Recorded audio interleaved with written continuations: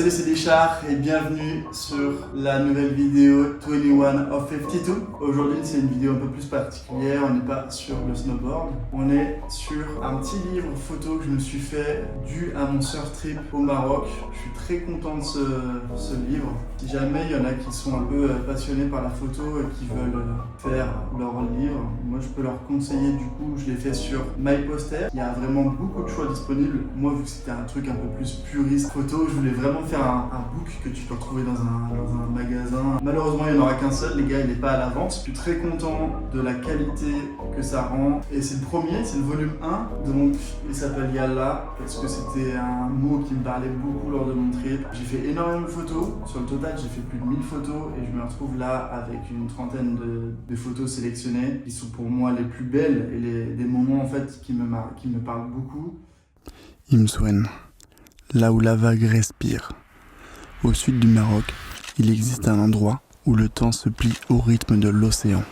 Imsouane n'est pas seulement un village accroché à la côte. C'est une respiration lente, un battement salé entre roche et horizon. Ce livre est né d'un surf trip, mais il raconte davantage qu'un voyage. Il parle d'attendre, de lumière, de silence partagé face à la mer. Il parle de ces matins pâles où le ciel se confond avec l'eau et des soirs dorés où chaque silhouette devient une ombre mythique glissant sur la vague. Photographiée au Fujifilm X5, chaque image porte la trace d'un instant fragile. Le grain du vent à la surface de l'Atlantique, les planches alignées comme des promesses, le regard tourné vers le là. Ici, la vague n'est pas un défi, elle est une ligne infinie, une écriture mouvante que les corps apprennent à lire. On ne conquiert rien à Imsouane, on se l'accorde. Entre falaises ocre et maisons blanches, le temps s'étire. Les journées commencent pieds nus et finissent couverts de sel. Le surf devient méditation, la mer devient miroir. Ce premier livre est une trace. Ce carnet d'éclume et de lumière. Un hommage à la lenteur, le vent, à la patience.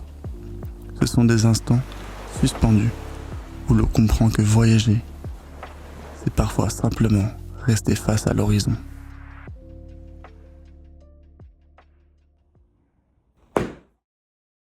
Voilà les petits potes, c'est la fin de la vidéo. J'espère que vous avez apprécié en tout cas ces petites photos, ce petit récap du Maroc. Vivement qu'il refasse beau pour aller surfer. C'était Yalla volume 1. On se retrouve les gars dans une prochaine vidéo. J'espère que vous avez apprécié. Petit like, petit commentaire, petit abonnement. Vous pouvez retrouver quelques petites photos sur mon Instagram et suivre un peu tout ce que je fais. Donc voilà, n'hésitez pas les petits potes. See you, c'était Richard. You.